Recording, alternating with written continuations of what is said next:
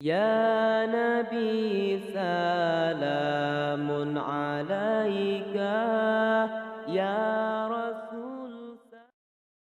Assalamualaikum warahmatullahi wabarakatuh. Pada suatu hari, di tengah terik matahari, seorang pemuda berjalan di sepanjang sungai. Tak ada makanan yang disentuhnya hari itu. Ia sangat lapar sekali. Badannya lemas, jalannya terseok-seok. Saking laparnya, matanya berkunang-kunang. Segera ia minum air di sungai. Sedikit kesegaran terasa. Tiba-tiba bersama aliran air muncul buah apel merah mengambang. Buah itu terlihat nikmat. Tanpa sadar segera ditangkapnya, dibersihkannya, lalu disantapnya dengan cepat. Benar-benar manis. Apel yang nikmat, katanya dalam hati. Ketika laparnya hilang, sang pemuda baru sadar dengan apa yang dimakannya.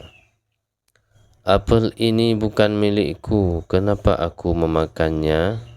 Padahal aku tidak tahu siapa pemiliknya. Hatinya membatin, semakin direnungi, semakin ia merasa bersalah. Hatinya gundah dan tak tenang.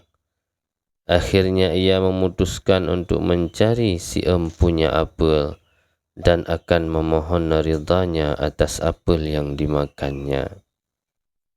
Sang pemuda pun berjalan menelusuri sungai ke arah hulu. Asal buah apel itu mengalir. Akhirnya ia menemui pohon apel berbuah lebat yang menjulur ke sungai.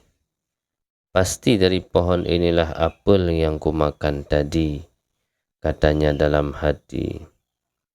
Ia mencari pemilik pohon apel itu. Ketika ketemu, sang pemuda menceritakan apa yang dialaminya.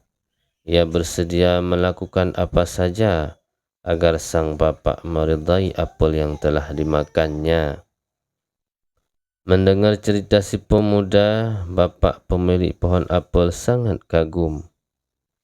Jarang ia temui anak muda seperti ini.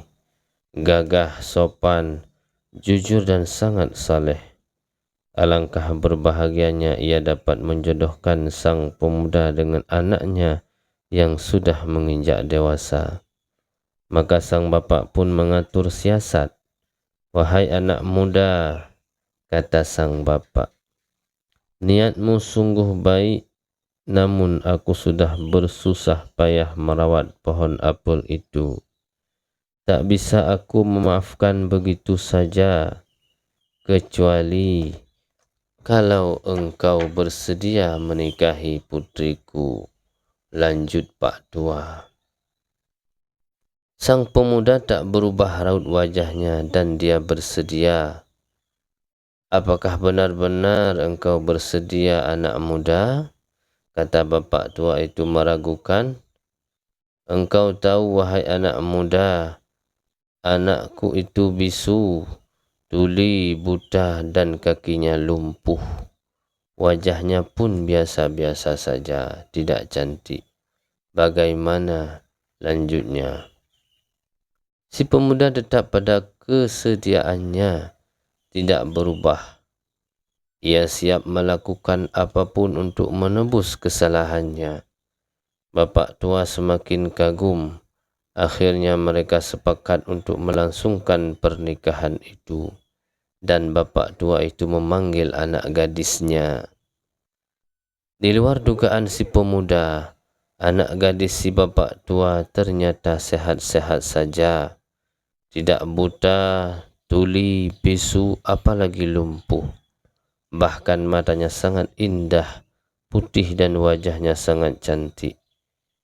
Tak tahan dengan keanehan ini, maka si pemuda pun berkata, wahai bapak, Anda bilang putri Anda bisu, tuli, buta dan kakinya lumpuh. Tapi putri Anda sehat-sehat saja. Bahkan menurutku putri anda sangat cantik rupawan. Sang bapa tersenyum. Begini anak muda, katanya pelan-pelan. Anakku kukatakan bisu dan tuli karena ia tidak pernah mengatakan dan mendengarkan hal-hal yang dilarang agama. Kukatakan ia buta dan lumpuh karena ia tidak pernah melihat sesuatu dan pergi ke tempat yang dilarang agama. Itu maksudku, kata Pak Tua sambil terus tersenyum. Dengan gembira pemuda itu menikahi putri si bapak tua. Ia tidak hanya lepas dari dosa memakan apel haram, tetapi juga mendapatkan jodoh seorang gadis saleh yang cantik rupawan. Dari pasangan itulah lahir seorang pemuka Islam, yakni Syekhul Islam Al-Imam Asy-Syafi'i. Masya Allah, tabarakallah. Karena memang setiap kebaikan selalu akan menuai keberkahan. Wallahu alam bissawab.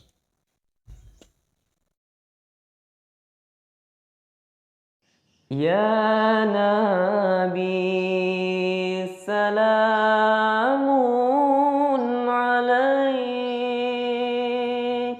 Ya Rasul salamun alaik, Ya Habibus salamun alaik,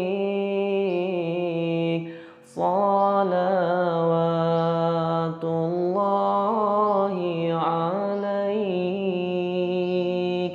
Ya Nabi salamun alaik,